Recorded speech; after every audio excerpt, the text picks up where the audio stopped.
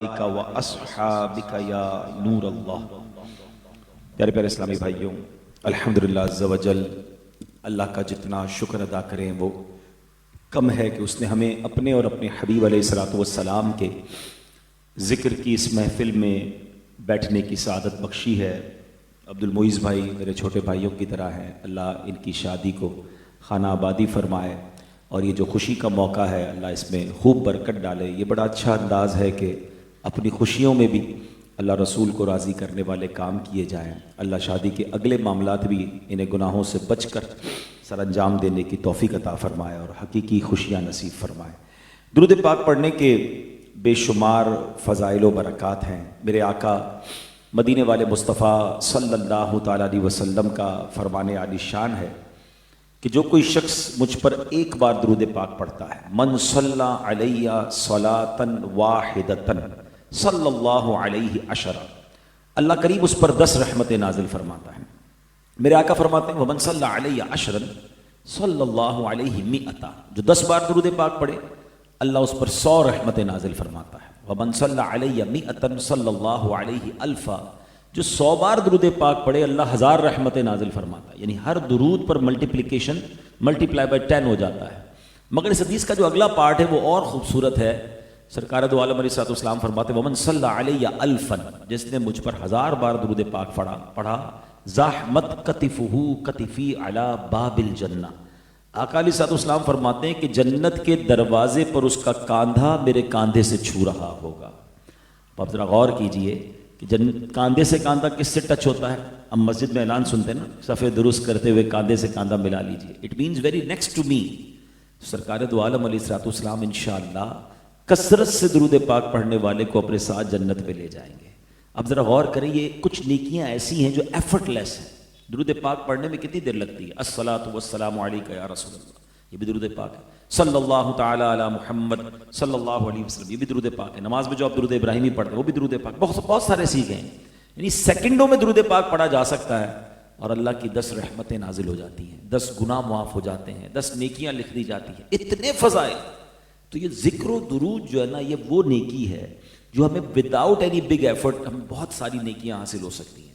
مگر ہم دیکھیں کہ پورا دن گزر جاتا ہے، ہماری زبان پر ذکر و درود نہیں آتا، حالانکہ قرآن کی کتنی آیتیں ہیں، کتنی احادیث ہیں جس میں بار بار اللہ کا ذکر کرنے کا فرمایا گیا ہے، لیکن ہم بہت سارے کاموں میں مصروف ہوتے ہیں، سوشل میڈیا پر ہمارا ٹائم گزر جاتا ہے، مگر ہم اللہ رسول کا ذکر کرنے میں کنجوسی کر جاتے ہیں۔ ہم میں سے ہر شخص، اگر میں آپ سے پوچھوں، ایک تمنا سب کے دل میں ہوتی ہے کہ مجھے مرتے وقت کلمہ نصیب ہو جائے۔ کوئی بھی نہیں ہوگا جو چاہے گا کہ نہ نصیب ہو، ہر مسلمان کہتا ہے یا اللہ مرتے وقت کلمہ نصیب کرنا، کیونکہ نبی پاک کا فرمان ہے، حدیث پاک کا مضمون ہے کہ جس کا آخری کلام لا الہ الا اللہ ہوگا وہ جنت میں جائے گا، ٹھیک ہے نا۔ لیکن ایک سوال کروں اگر میں ہم سب سے، آپ سب کے دل کے دروازے پر ایک دستک دینا چاہتا ہوں کہ مرتے وقت کلمے کا ہر بندہ خواہش مند ہے، مگر آج پورے دن میں کتنی بار کلمہ پاک پڑھا ہے؟ اس پورے ہفتے میں کتنی بار کلمہ پڑھا ہے؟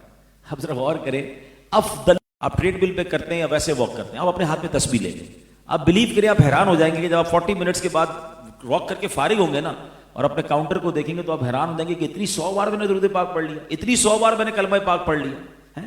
تو کیوں نہ ہم ان نیکیوں کو حاصل کریں؟ ہمارے اسلاف تو صبح و شام ان کی زبانیں ذکر اللہ سے تر رہا کرتی تھی۔ اچھا یہ بینیفٹس تو آخرت کے ہیں نا، لیکن جو دنیا میں آپ پر رحمتیں نازل ہوں گی، جو آپ پیس آف مائنڈ فیل کریں گے، آپ کے برڈن کو ریلیز کرتے ہوئے آپ فیل کریں گے۔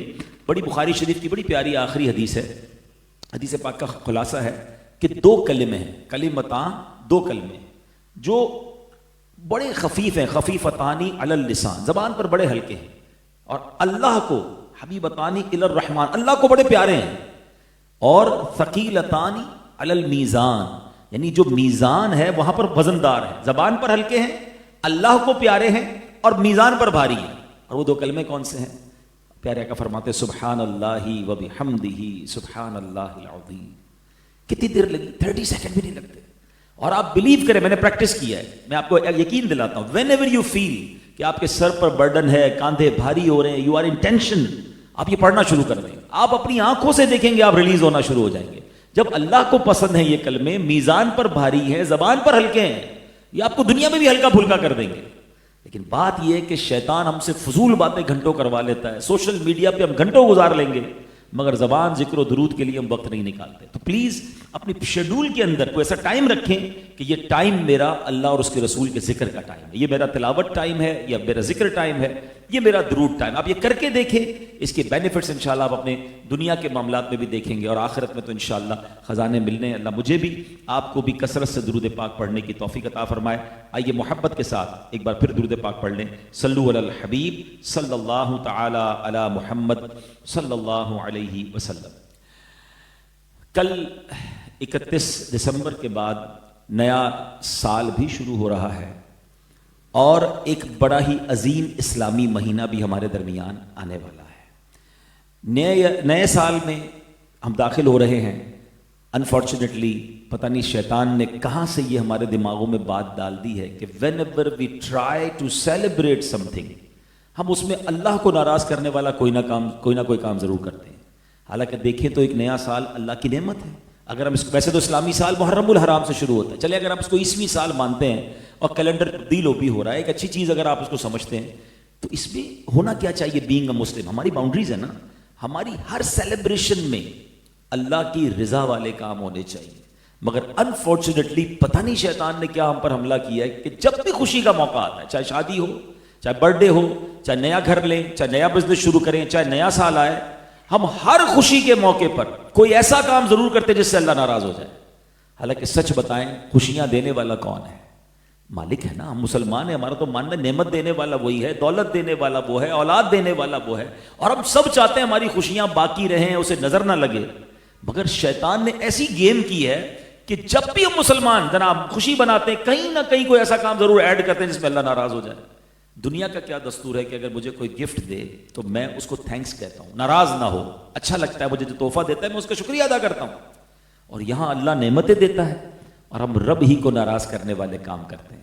تو پلیز, چاہے وہ 31 دسمبر ہو, چونکہ یہ بیان لائیو بھی جا رہا ہے, دنیا بھر میں لوگ مسلمان بھی رہتے ہیں, نہ جانے کیا ہو جاتا ہے. بھائی نیا سال آ رہا ہے تو پچھلے سال کی گناہوں کی توبہ بندہ کرے, اور اللہ کی بارگاہ میں دعا کرتے ہوئے نئے سال میں داخل ہو کہ میرے مولا یہ نیا سال برکتوں والا, رحمتوں والا, عافیتوں والا, میرے گھر بار کے لیے خوشیوں والا بنا. جب دینا اس نے ہے اور اسی کو میں ناراض کر رہا ہوں, تو پھر میں کیسے ایکسپیکٹ کرتا ہوں کہ مجھے برکتیں اور رحمتیں ملیں گی یا مجھے باؤنٹیز ملیں گی؟ میں اللہ کو ہی ناراض کر رہا ہوں. جتنا رب کو آپ راضی کریں گے, جتنا شکر ادا کریں گے, وہ اور عطا فرمائے گا. خود قرآن میں اس کا وعدہ ہے, لَإِن شَكَرْتُمْ لَأَزِيدَنَّكُمْ, تم میرا شکر ادا کرو میں تمہیں اور عطا کروں گا. تو سمپل, آپ شکر ادا کرتے جائیں ہر نعمت پر, اللہ کو راضی کرتے جائیں, آپ دیکھیں آپ کی نعمتیں بڑھتی چلی جائیں گی, ملٹی پلائی ہوتی جائیں گی. لیکن یہ ناشکری ہے کہ ہم اللہ کو ناراض کرنے والے کام کریں. پھر جیسے میں نے کہا کہ ساتھ ہی رجب المرجب کا مبارک مہینہ شروع ہونے والا ہے, تو انشاءاللہ میں اس حوالے سے کچھ باتیں مزید عرض کر دیتا ہوں تاکہ اللہ کرے کہ ہماری عبادت کا شوق بڑھے. ایک بڑا ہی کمال کا واقعہ نزہۃ المجالس نامی کتاب میں موجود ہے کہ حضرت عیسیٰ علیہ نبینا علیہ الصلوۃ والسلام کا گزر ایک جگمگاتے نورانی پہاڑ کے پاس سے ہوا. آپ نے بارگاہ خداوندی میں عرض کی کہ یا اللہ یہ بڑا چمکتا دمکتا امیزنگ سا پہاڑ ہے, ماؤنٹین ہے, اس کو قوت گویا عطا فرما, میں پہاڑ سے بات کرنا چاہتا ہوں. اللہ کی شان تھی, اللہ نے پہاڑ کو بولنے کا موقع دیا. تو وہ پہاڑ کہتا ہے, اے روح اللہ, یا حضرت عیسیٰ آپ مجھ سے کیا بات کرنا چاہتے ہیں؟ آپ نے فرمایا تو اپنی کچھ حالت بیان کر, اتنا خوبصورت, اتنا چمک رہا ہے, اتنا نورانی. تو وہ پہاڑ کہتا ہے کہ حضور میرے اندر ایک آدمی رہتا ہے, دراصل میرے اندر ایک آدمی رہتا ہے. تو آپ نے کہا اچھا, تو آپ نے کہا یا اللہ مجھے اس آدمی کو بھی ظاہر کر دے. وہ پہاڑ پھٹا اور اس کے اندر سے ایک بڑی نورانی چہرے والے بزرگ جو وہ باہر تشریف لائے. تو وہ شخص جو بزرگ تھے پہاڑ کے اندر سے باہر کہتے ہیں میں حضرت موسیٰ علیہ الصلوۃ والسلام کے دور کا امتی ہوں, میں حضرت موسیٰ کا امتی ہوں, اور میں نے اللہ سے دعا کی تھی کہ اے اللہ مجھے حضرت جناب رسول اللہ صلی اللہ علیہ وسلم تیرے آخری نبی کی دنیا میں آمد تک زندہ رکھی ہو. اللہ کریم نے میری وہ دعا قبول فرما لی. میں پچھلے 600 سال سے اس پہاڑ میں تیری اللہ کی عبادت کر رہا ہوں.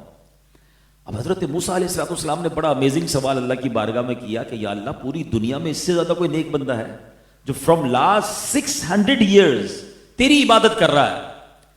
تو سنیے کیا خوبصورت جواب اللہ کی بارگاہ سے جواب عطا ہوا کہ اے عیسیٰ, امت محمدی میں سے جو ماہ رجب کا ایک روزہ رکھ لے وہ میرے نزدیک اس سے بھی زیادہ مکرم ہے.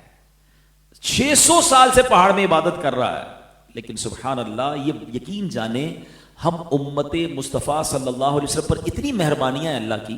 وہ ابھی نعتخواں پڑھ رہے تھے نا, میری خوش قسمتی میں تیرا امتی تو کجا من کجا, یعنی یہ ہم پر اتنی بڑی مہربانی ہوئی ہے کہ ہم نبی پاک علیہ السلام کے امتی بنا دیے گئے.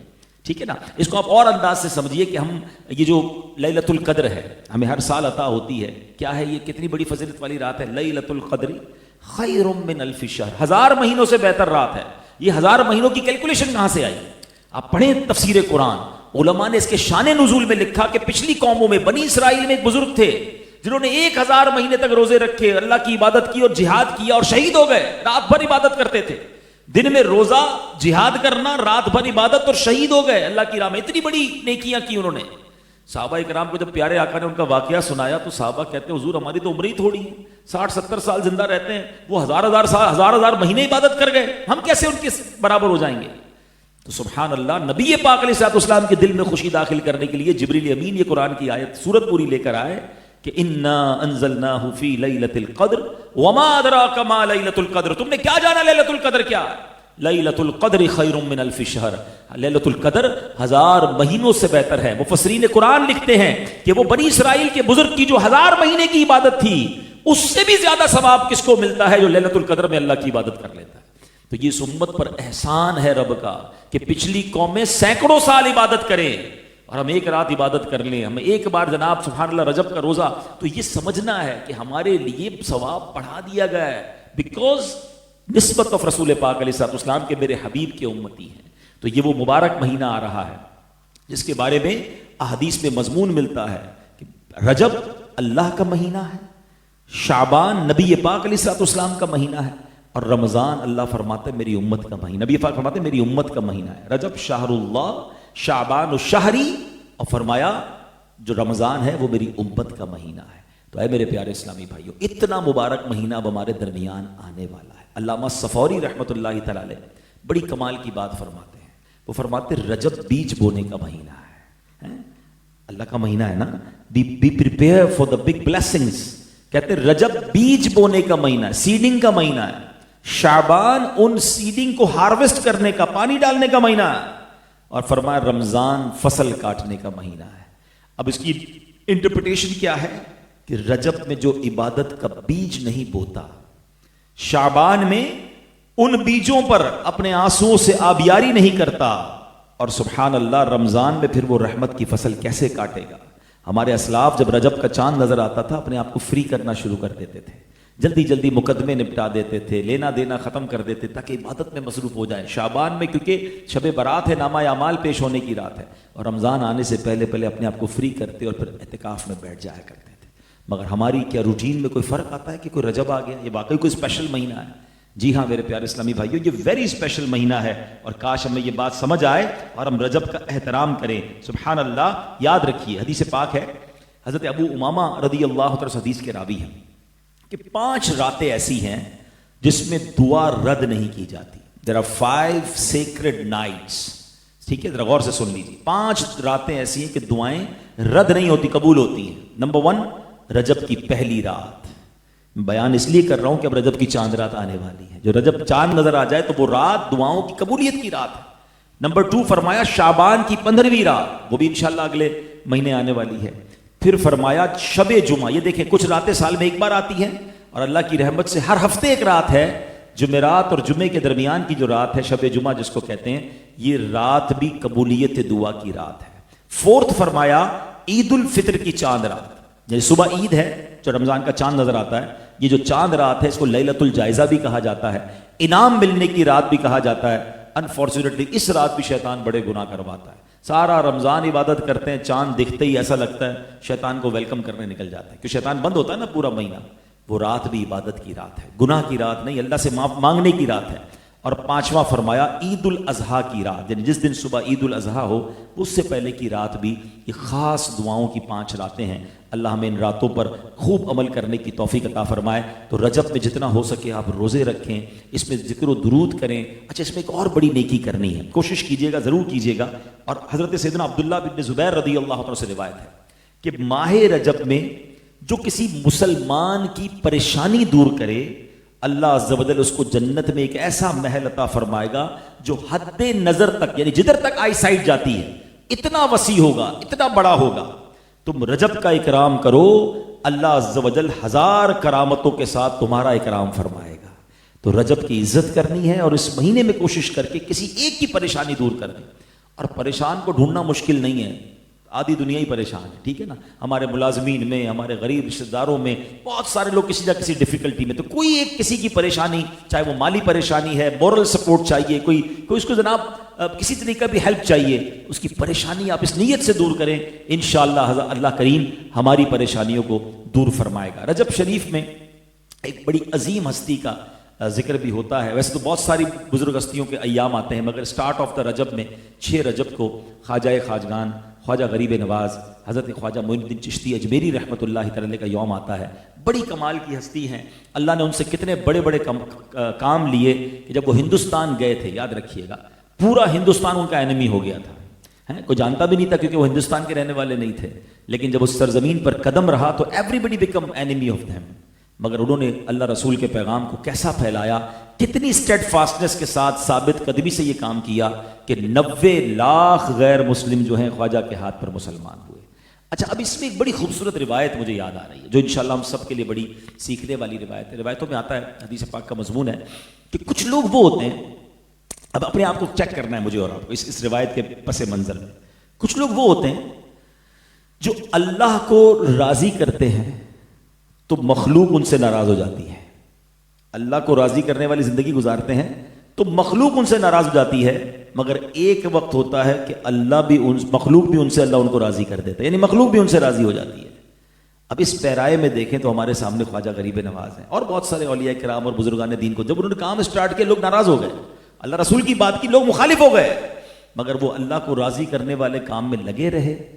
بعد میں بندوں کو بھی اللہ نے راضی کر دیا. مجھے بتائیں نا, دنیا کا کون سا کونا ہے جہاں خواجہ صاحب کے چاہنے والے نہیں؟ ہم انڈیا میں نہیں رہتے, اجمیر میں نہیں رہتے, مگر یہاں آج بھی ادب سے ان کا نام لیتے ہیں کہ اللہ نے ان کو کتنا بڑا مقام دیا. کیوں؟ وہ اللہ کو راضی کرنے کے لیے آئے تھے. دیٹ ٹائم تو سارا ہندوستان مخالف تھا, آج پوری دنیا میں لوگ ان کے چاہنے والے ہیں. پھر اس حدیث کا جو اگلا حصہ ہے نا وہ بڑا امپورٹنٹ ہے کہ کچھ لوگ بندوں کو راضی کرنے میں اللہ کو ناراض کر بیٹھتے ہیں. ایک وقت آتا ہے کہ بندے بھی ان سے ناراض ہو جاتے ہیں, یعنی ٹوٹلی لاس ہے نا. اب اس کیٹیگری میں کون لوگ آتے ہیں؟ بہت سارے لوگ آتے ہیں, ہماری آنکھوں کے سامنے ہیں. میں کچھ ایگزامپلز دیتا ہوں. کچھ لوگ حرام کام کرتے ہیں, entertainment with the wrong deeds, گانا بجانا ناچنا پتہ نہیں کیا کیا بے حیائی کے کام کر رہے ہیں, بڑے فین بن جاتے ہیں.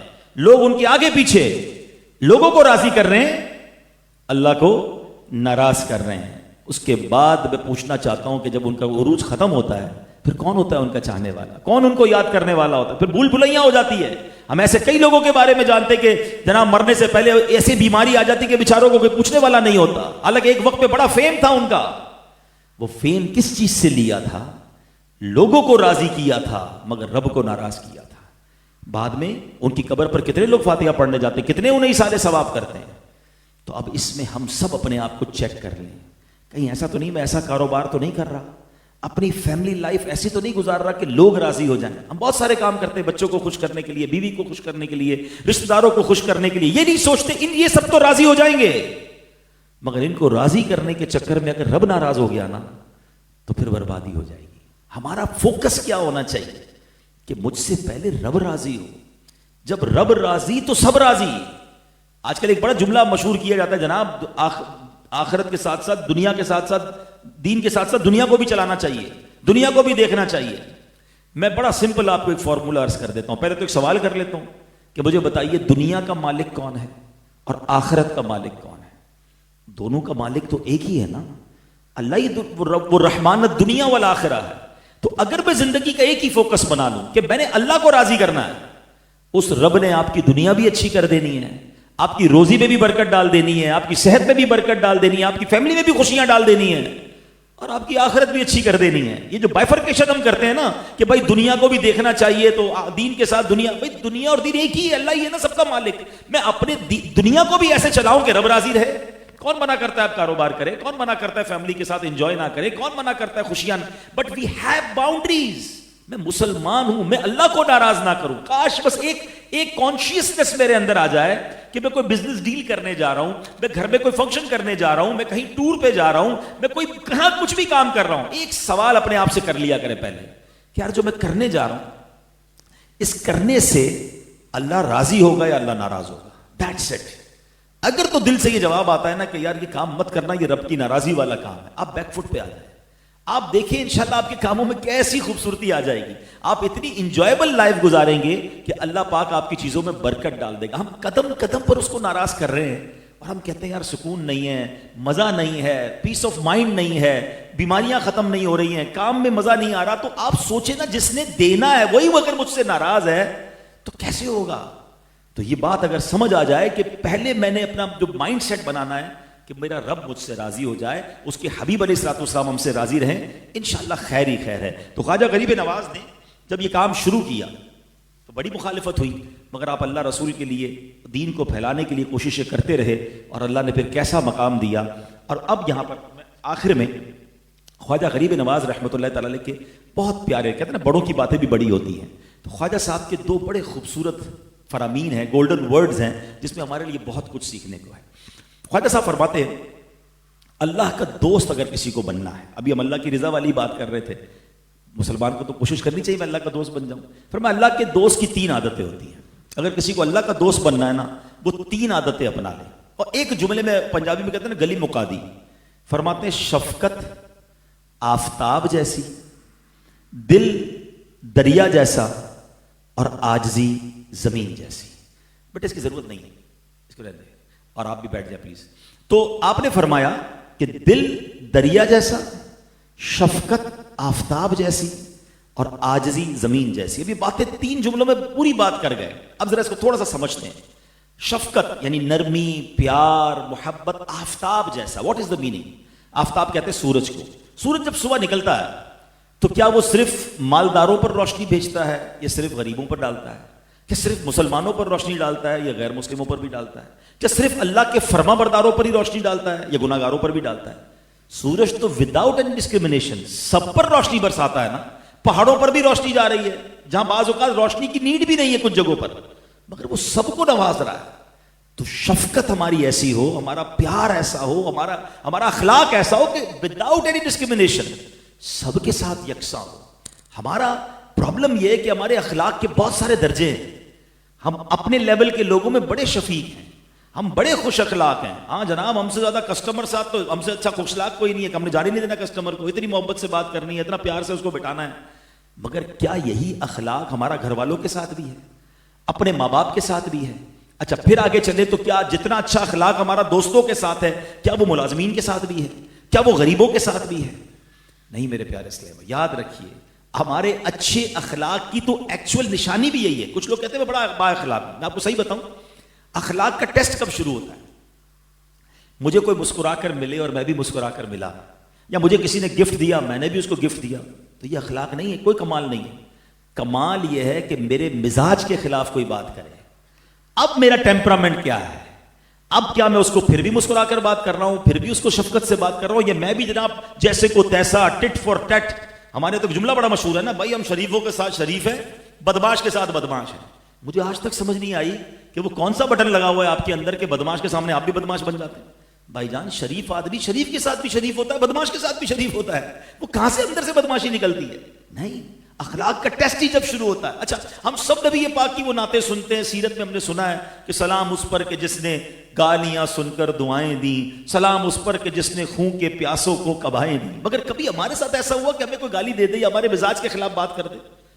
امیزنگلی بندہ چینج ہو جاتا ہے. آپ یقین کریں کبھی کبھی تو حیرانی ہوتی ہے کہ جب کسی کو ناراضگی کے عالم میں دیکھے تو یقین نہیں آتا وہی آدمی ہے جو ہر بار محبت، جی جناب ماشاءاللہ پیارے بھائی آئیے بیٹھیے، اور آج اس کو کیا ہو گیا آنکھیں لال سرخ. آپ کا تو ٹیسٹ ہی جب شروع ہوا تھا کہ آپ کے سامنے جہالت ہوئی اور آپ کا حلم بڑھنا چاہیے تھا، نرمی بڑھنا چاہیے تھی. آپ اگنور کرتے بات کو، آگے بڑھتے، لیکن کوئی معاف کرنے کے لیے تیار نہیں ہے. بدلہ لیتے ہیں. لوگ کہتے ہیں بتاؤں گا میں کون ہوں، تم نے میرے ساتھ ایسا کیا اب میں تمہیں بتاؤں گا میں کون ہوں. اور واقعی وہ بتا دیتا ہے وہ کون ہے. ایسا نہیں ہوتا.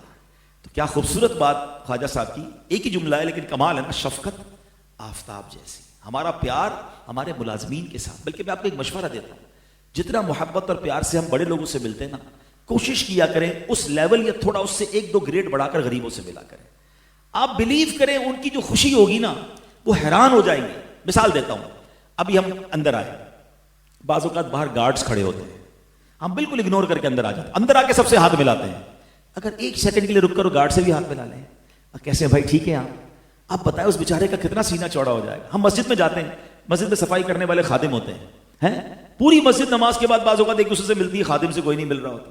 اگر رک کر اس خادم کو بھی کوئی سینے سے لگا لیں، اگر یہ عادت بنائے نا آپ غریبوں کے ساتھ، خاص طور پر جو ڈپرائیوڈ ہیں، آپ ایک بار اچھا کر کے دیکھ لیں. ہمارے ساتھ ایک اور بڑا پرابلم ہے، ماشاءاللہ ویل آف لوگ بیٹھے ہیں، آپ کو امیروں کے یہاں سے بھی دعوت آتی ہے، آپ کے غریب ملازم بھی کبھی کبھی دعوت دیتے ہوں گے.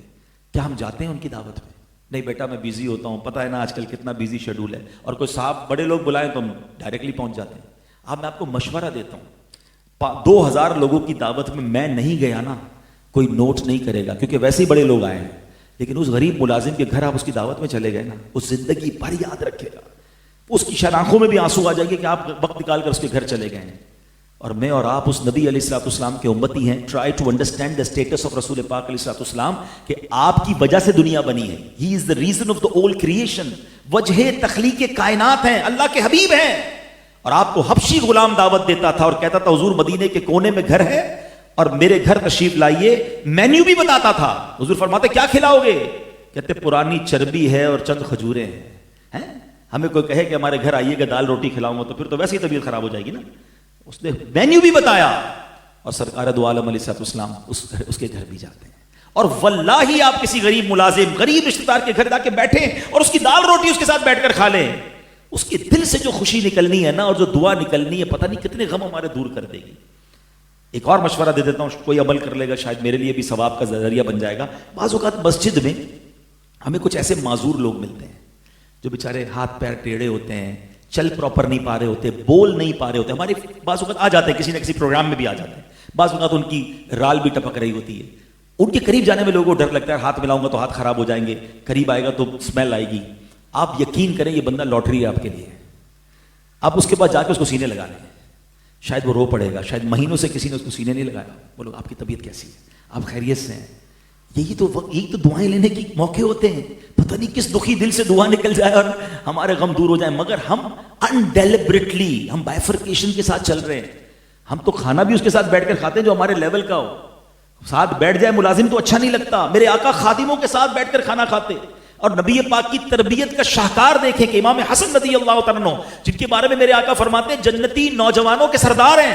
ایک بار کہیں تشریف لے جا رہے تھے تو مدینہ شریف میں کچھ فقیر تھے، غریب لوگ تھے، فٹ پاتھ پر بیٹھ کر کھا رہے، روڈ پر بیٹھ کر کھا رہے تھے.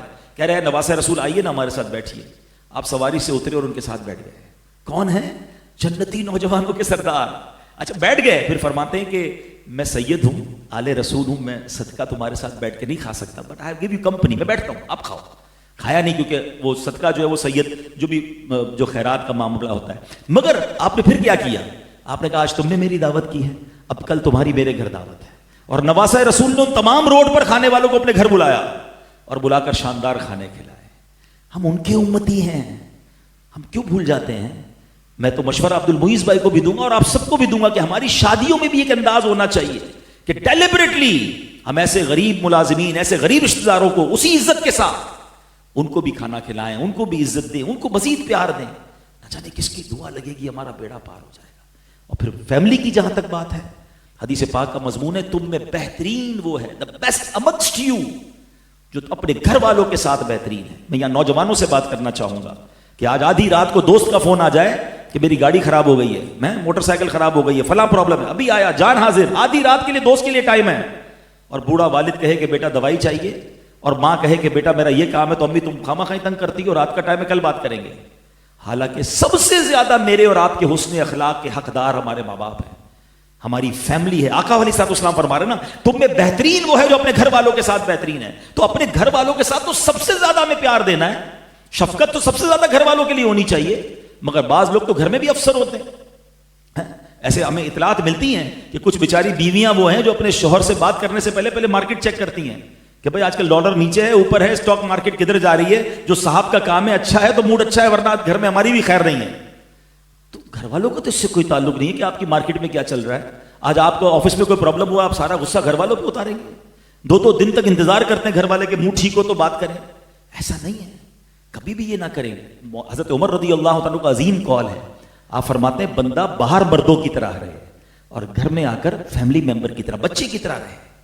لیکن ہم گھر میں بھی بعض اوقات افسر ہوتے ہیں, ماں باپ کے سامنے معاذ اللہ کچھ لوگ کہتے ہیں پتہ نہیں امی میں کتنا بڑا آدمی ہو گیا, 2000 لوگوں کو ڈیل کرتا ہوں, اب میں آپ کے چھوٹے موٹے کام کروں گا.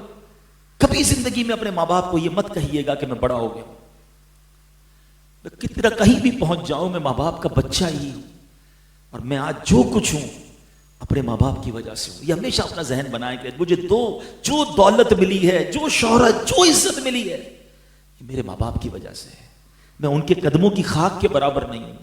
اور اگر بڑھاپے میں آپ کو والدین ملے ہیں نا, یو آر سو لکی. یاد رکھیے گا, سب کو یہ موقع نہیں ملتا. کئیوں کے ماں باپ اس موقع سے پہلے ہی چلے گئے, خدمت کا موقع ہی نہیں دیا انہوں نے, وہ پہلے ہی چلے گئے.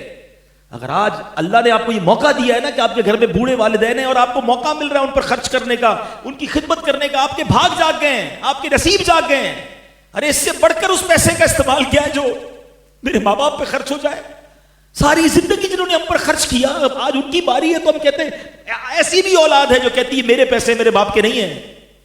تف ہے ایسی اولاد پر. مجھے جو ملا ہے میرے ماں باپ کا صدقہ ہے. تو اپنے ماں باپ کی خوب خدمت کیجئے اور ان کے ساتھ بہترین برتاؤ کیجئے. پھر خواجہ صاحب نے کیا کہا, اللہ کا دوست بننا ہے نا, شفقت آفتاب جیسی. پھر کہتے ہیں عاجزی زمین جیسی. میں اور آپ سب کس پہ بیٹھے ہوئے, زمین پہ بیٹھے ہوئے. زمین ہمارے پیروں تلے ہے اس وقت, مگر بچھی ہوئی ہے نا. اس زمین پر کوئی سجدہ بھی کر رہا ہے وہ اسے بھی قبول کر رہی ہے, کوئی پیر سے روند رہا ہے اسے بھی قبول کر رہی ہے. وہ بچھی ہوئی ہے. اللہ کرے کہ میں اور آپ بھی عاجزی کا پیکر بنے, تکبر کو قریب نہ آنے دیں کہ دانا خاک میں مل کر گلے گلزار ہوتا ہے. یہ تکبر اتنی بری عادت ہے کہ اس کائنات میں جو سب سے پہلا گناہ ہوا تھا وہ کیا تھا؟ شیطان نے کیا کیا تھا؟ حضرت آدم کو سجدہ نہیں کیا تھا نا. کیا آرگیومنٹ تھا اس کا؟ انا خیر من, اے اللہ میں اس سے بہتر ہوں.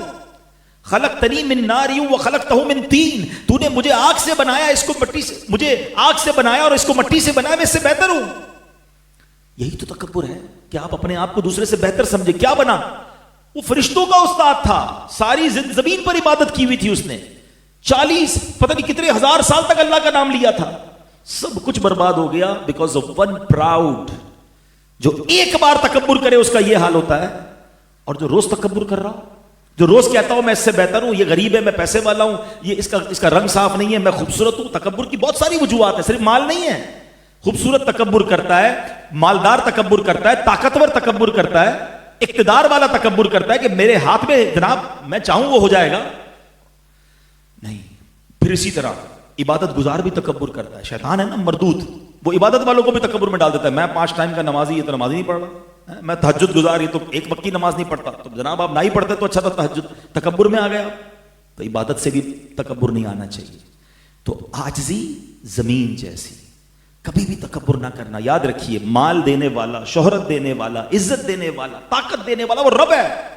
وہ جب چاہے واپس لے سکتا ہے. منٹ نہیں لگتی. ہم نے زکات دینے والوں کو زکات لینے والا بنتے دیکھا ہے. آپ نے کووڈ کے زمانے میں لوگوں کو فلٹر ہوتے دیکھا. ابھی پچھلے دنوں جو زلزلے آئے, سیلاب آئے, کیا ہوا؟ بڑی بڑی فیکٹریاں, گھر سب بہ گئے. راتوں رات پتہ ہی نہیں تھا انہیں. ہمیشہ شکر ادا کرنا ہے, ہمیشہ عاجزی کا پیکر رہے, اور یہ احساس بار بار اپنے دل میں اجاگر کرتے رہیں کہ میں جو ہوں وہ رب کی مہربانی, میرا کوئی کمال نہیں, اللہ کا احسان ہے. آپ اس کیفیت میں رہیں, اللہ اور دے گا. کیونکہ اس میں قرآن کی آیت آپ کو سنائی تھی نا, لَإِن شَكَرْتُمْ لَأَزِيدَنَّكُمْ.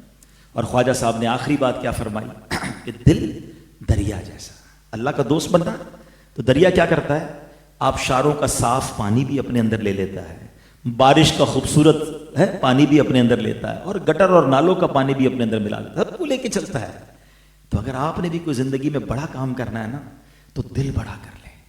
ناراض بھی لوگ ہوں گے, آپ کو کرٹیسائز بھی کریں گے, آپ کی دل آزاری بھی کریں گے, ڈی مورلائز بھی کریں گے. چھوٹی چھوٹی باتوں پر جو ناراض ہونے والے لوگ ہوتے ہیں کہ بھائی میں روٹھ گیا, میں نہیں کرتا کام, دین کا کام بھی شروع کریں گے, کوئی ڈی مورلائز کرے گا, بولے بھائی یار نیکی کا زمانہ نہیں, میں نے تو اللہ کے لیے کر رہا تھا, اب کوئی ساتھ ہی نہیں دے رہا, میں نے نہیں کرنا. تو حضرت اس کا مطلب آپ لوگوں کے لیے کر رہے تھے نا, ساتھ نہیں دے رہے تو نہیں کر رہے سے کیا مراد ہے؟ اللہ کے لیے کر رہے تو کرتے رہتے. شیطان کبھی نہیں چاہے گا ہم اللہ کے لیے کوئی دین کا بڑا کام کر جائیں. اور صرف دین کے کام میں نہیں, آپ اپنی فیملی لائف میں دیکھیں, اپنے کاروبار میں دیکھیں, اپنے دوستوں میں دیکھیں. اگر if you want to live a happy life, اپنے دل کو بڑا کر ہاں جب 100 محبت کرنے والے تو 2-4 کلف اتارنے والے بھی آ جاتے ہیں، برداشت کریں انہیں. ہاں یہ زندگی کا حصہ ہے. لیکن جب آپ کا دل بڑا ہوگا تو آپ بڑی اپروچ کے ساتھ بڑا کام کر سکیں گے. اور اللہ والوں کو دین کا کام کرنا ہے تو یہ تو آلویز ہوگا. جب بھی آپ دین کا کام کریں، نبی پاک علیہ السلام بلکہ انبیاء کی ہسٹری پڑھیں نا، جس نے اللہ کی طرف بلایا لوگ اس کے خلاف ہو جاتے تھے. آج بھی ایسا ہوتا ہے تو کوئی بات نہیں. تو جو ساتھ دے یا نہ دے، ہمیں دل بڑا رکھنا ہے، ناراض نہیں ہونا ہے. پھر یہ جو نہیں، یہ ناراضگی کی بنا پر کیا ہوتا ہے، پھر غیبتیں، بہتان، دشمنیاں، حسد، ریونج، یہ ساری باتیں یہیں سے جنم لیتی ہیں نا. اس نے مجھے ایسا کہا تھا، اب میں بھی ایسا کروں گا.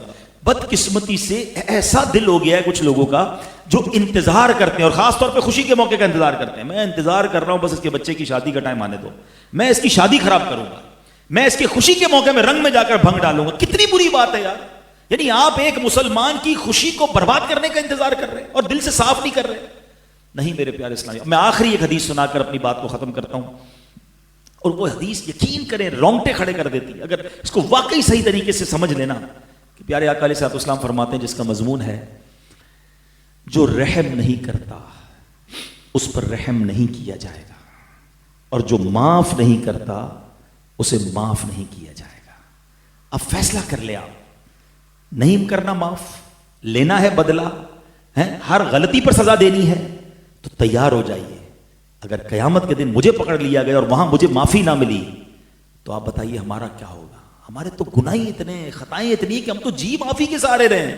ہمارے پاس اپنے اعمال کے سبب تو کوئی راستہ نظر نہیں آتا. We have only one hope کہ رحمت ہو جائے گی، معافی ہو جائے گی اور جناب کام اپنا ہو جائے گا. مگر ایک سوال کرنا چاہتا ہوں. ہم شب قدر میں ایک بڑی پیاری دعا کرتے ہیں، اللہم انک عفو کریم تحب العفو فاعف عنی. What is the meaning of this beautiful دعا؟ اے اللہ تو، اللہم انک عفو، اے اللہ تو معاف کرنے والا ہے، تحب العفو، معافی کو پسند کرتا ہے، فاعف عنی، اے اللہ مجھے بھی معاف کر دے. بیوٹیفل دعا ہے نا. ایک سوال ہے، اللہ سے ہم کیا کہتے ہیں؟ اے اللہ میرے سارے صغیرہ کبیرہ گناہ معاف کر دے. ایسا ہی ہر خطا معاف کر دے. اب میرا آپ سے سوال یہ ہے کہ آپ نے سب کو معاف کر دیا ہے؟ نہیں، میں تو معاف نہیں کروں گا، میں تو انتظار میں ہوں، میں تو موقع میں ہوں، میں تو بدلہ لوں گا. یعنی میں بندوں کو معاف نہ کروں اور اللہ سے کیا کہہ رہا ہوں؟ اے اللہ مجھے میری ساری خطائیں معاف کر دے. خود بتائیں یہ کیسی دعا ہے؟ مزہ یہ ہے کہ میں اللہ کی بارگاہ میں عرض کروں، اے اللہ میں نے بندہ ہو کر تیرے سارے بندوں کو معاف کر دیا، اب تو رحمان ہو کر، کریم ہو کر میرے بھی گناہ معاف کر دے. یہ مزیدار دعا ہے.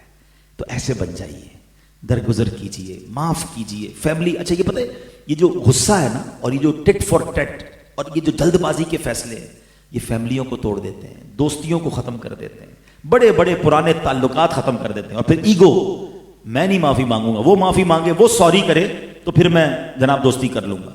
آپ کو پتہ ہے کئی میاں بیوی ایسے ہیں جو الگ الگ بیٹھے ہیں، بیوی سسرال میں بیٹھی ہے، شوہر اپنے گھر بیٹھا ہے، اور صرف اس لیے نہیں مل پا رہے. شوہر کہتا ہے بیوی معافی مانگے تو میں معاف کر دوں گا، بیوی کہتی ہے شوہر معافی مانگے تو میں چلے. حالانکہ دونوں ایک دوسرے کو یاد بھی کر رہے ہیں، مگر وہ جو انا ہے نا وہ سوری بولنے کے لیے تیار. دو دوست ہیں بچپن کے، بچپن سے ساتھ گزرا، ایک لڑائی ہوئی، اب کہتے ہیں وہ معافی مانگے تو ملوں گا ورنہ نہیں ملوں گا. میں آپ کو ایک آخری بات کہتا ہوں. ہماری میمنی کا ایک جملہ بڑا پیارا ہے، جو نمیوں وہ اللہ کے گمیوں. آپ جھک کر اگلے سے معافی مانگ لیجیے، بے شک قصور آپ کا نہیں ہے، اور اللہ سے کہیں یا اللہ میں نے معاف کر دیا ہے، میں نے معافی مانگ لی، اللہ تو مجھے معاف کر دے. وہ بڑا کریم ہے، وہ معافی کو بڑا پسند کرتا ہے. تو خاندان ملا لیجئے، دوستیاں ملا لیجئے، رشتہ داریاں ملا لیجئے. دا بیوٹی آف اسلام سمجھیے. شب برات آئے گی نا، اس کے بعد شب قدر آئے گی. جتنی مغفرت کی راتیں ہیں نا، آپ حدیثوں کو پڑھیے، ایک لسٹ بھی ساتھ آتی ہے، اللہ سب کی بخشش کر دیتا ہے، کروڑوں کی بخشش کرتا ہے. چند لوگ ہوتے ہیں جو نہیں بخشے جائیں گے، ہر حدیث میں لسٹ ہوتی ہے، اور اس میں ایک کامن نیم ہوتا ہے، رشتہ داری کاٹنے والا. اٹ مینز شریعت کو کتنا ناپسندیدہ ہے کہ شب برات بھی رشتہ داری کاٹنے والا نہیں بخشا جائے گا، شب قدر بھی نہیں بخشا جائے گا. اس کا مطلب اللہ کو بڑا پسند ہے کہ لوگ مل جل کر رہیں، پیار سے رہیں، اور یہی شریعت کو مطلوب ہے. تو خاندان کے لوگ موجود ہیں، تو ہو سکتا ہے کسی کی کوئی بات بری لگ گئی ہو سکتا ہے کسی نے کچھ کہہ دیا، انسان ہی ہے نا، ہو گیا، ختم کریں، معاف کریں، اور یقین کریں اس نیت سے معاف کریں کہ اللہ میں معاف کرتا ہوں، کریم تو بھی مجھے معاف فرما دے. تو کاش اگر یہ 3 باتیں آج آپ یاد کر لیں اور دہراتے رہیں. میں دوبارہ دہرا دیتا ہوں. شفقت، ساتھ بتائیے نا، شفقت آفتاب جیسی، دل دریا جیسا، اور عاجزی زمین جیسی. یہ یاد کر لیں اور اس کو ریپیٹ کرتے رہیں اور اس کو فالو کرنے کی کوشش کریں. اللہ پاک مجھے اور آپ کو اولیاء کرام کے اس پیارے انداز پر، اس نقش قدم پر چلنے کی توفیق عطا فرمائے. ہمیں تکبر سے بچائے، ہمیں ریونج سے بچائے، ہمیں نرمی نصیب فرمائے، اچھا اخلاق نصیب فرمائے. اللہ ہمارے معیز بھائی کی شادی کو خانہ آبادی فرمائے، اور اللہ کرے ہم ایک نیت کر لیں کہ اپنی ہر خوشی میں ہم خوشی دینے والے رب کو راضی رکھیں گے، اسے ناراض نہیں ہونے دیں گے. اللہ پاک عمل کرنے کی توفیق عطا فرمائے. کل رات نیو ایئر نائٹ گناہوں سے بچنا چاہتے ہیں تو مدنی چینل پر لائیو بڑے خوبصورت پروگرام ہوں گے. آپ ہو سکے تو اپنے گھر والوں کے ساتھ انشاءاللہ اس پروگرامز میں، علم دین کے ان پروگرامز میں شامل ہو جائیں. تقریباً 9:30 بجے سے شروع ہو جائیں گے اور ایگزیکٹلی جب 12 بجیں گے تو انشاءاللہ ذکر الہی کرتے ہوئے، درود و سلام پڑھتے ہوئے ہم نئے سال میں داخل ہوں گے، اور اس کے بعد دعائیں بھی ہوں گی. تو آپ چاہیں تو فزیکلی آنا چاہیں تو فیضان مدینہ ہمارے مرکز آ جائیں، ورنہ مدنی چینل پر سوشل میڈیا پر ہمیں فالو کریں. اللہ پاک عمل کرنے کی توفیق عطا فرمائے. آمین بجاہ النبی الامین صلی اللہ تعالی علیہ وسلم. الحمدللہ رب العالمین والصلاة والسلام علی خاتم النبیین. اللہم ربنا آتنا فی الدنیا حسنۃ وفی الآخرۃ حسنۃ وقنا عذاب النار. رب کریم ہم سب کا جمع ہونا اپنی بارگاہ میں قبول فرما. ہم سب کے تمام صغیرہ کبیرہ گناہوں کو معاف فرما. ہماری، ہمارے ماں باپ کی، نبی پاک علیہ الصلوۃ والسلام کی، ساری امت کی بخشش فرما. ہماری دنیا بھی اچھی کر دے، ہماری آخرت بھی اچھی کر دے. اے اللہ ہم سب کو زوال نعمت سے بچا، عافیتوں کے پھر جانے سے بچا، حاسدوں کے حسد سے بچا، بد نظروں کی بد نظری سے بچا، شیطان شر سے بچا، جادو ٹونے آسیب زمینی اور آسمانی بلاؤں سے محفوظ فرما. اے اللہ بالخصوص آج ہم نے جو بیان سنا، اے اللہ ان باتوں پر عمل کرنے کی توفیق عطا فرما. ہمیں حقیقی معنوں میں عاجزی عطا فرما، اچھے اخلاق والا بنا دے. تکبر سے، ریاکاری سے، مسلمانوں کی دشمنی سے، بغض و کینہ سے اللہ ہم سب کو محفوظ فرما. بالخصوص ہم تیرے دربار میں دعا کرتے ہیں مولا ہمارے عبد المعیز بھائی کی شادی کو خانہ آبادی فرما. بالخصوص ہمارے عبد المعیز بھائی کے والد صاحب مرحوم جاوید کپاڈیا صاحب کی بے حساب مغفرت فرما، درجات بلند فرما، جنت الفردوس میں اعلیٰ مقام عطا فرما. ہم سب کے جو مرحومین دنیا سے چلے گئے مولا ان سب کی بھی مغفرت فرما، اور ہمیں بھی اپنی موت کی تیاری کرنے کی توفیق عطا فرما. رجب اے اللہ تیرا مہینہ آنے والا ہے. رجب کے بارے میں ہم نے سنا ہے کہ را، جیم اور با. را سے مراد رحمت الہی ہے، بے سے، با سے مراد بر یعنی بھلائی ہے، اور جیم سے مراد جرم ہے. اے اللہ تیری رحمت پکار رہی ہے کہ میری رحمت اور بھلائی کے درمیان میرے بندوں کے جرموں کو کر دو. اے اللہ ہم بھی گناہ گار تجھ سے اس مبارک مہینے کی برکت سے معافی مانگتے ہیں کہ اللہ ہمارے گناہ معاف فرما دے، خطاؤں سے درگزر فرما لے، اور اب اگلے برکت والے رجب اور شعبان اور رمضان کے مہینوں میں ساری نمازیں پابندی سے پڑھنے کی اور خوب عبادت کرنے کی توفیق عطا فرما. اللہ ہمیں بار بار حرمین طیبین کی حاضری بھی نصیب فرما. اے کریم مولا ہمارے وطن عزیز پاکستان کی خیر فرما، امن و سکون کا گہوارہ بنا. اے اللہ فلسطین کے مسلمانوں کی غیب سے مدد فرما. آنے والا سال ہمارے لیے برکتوں والا، رحمتوں والا، صحت والا، عافیت والا بنا دے، خوشیوں والا سال بنا دے، مکے مدینے والا اور حج والا سال بنا دے، رزق حلال میں برکت والا سال بنا دے. پچھلی جو ہمارے سالوں میں غلطیاں ہوئی ہیں اپنے کرم سے، اپنی رحمت سے وہ معاف فرما دے. اے کریم ہم جو مانگ سکے ہمیں وہ بھی عطا فرما، جو نہ مانگ سکے ہمارے حق میں بہتر ہو وہ بھی عطا فرما. وَأُفَوِّضُ أَمْرِي إِلَى اللَّهِ إِنَّ اللَّهَ بَصِيرٌ بِالْعِبَادِ لَا إِلَهَ إِلَّا أَنْتَ سُبْحَانَكَ إِنِّي كُنْتُ مِنَ الظَّالِمِينَ. وصلی اللہ تعالی علی خیر خلقہ ونور عرشہ سیدنا ومولانا محمد وآلہ وصحبہ اجمعین برحمتک یا ارحم الراحمین. ویڈیو دیکھنے کا شکریہ. اگر آپ چینل پر نئے ہیں تو سبسکرائب کر لیں اور ساتھ ہی ساتھ بیل آئیکن پر بھی کلک کر دیں تاکہ یوٹیوب ہماری ہر ویڈیو کا نوٹیفیکیشن سب سے پہلے آپ کو بھیج دے. جزاک اللہ.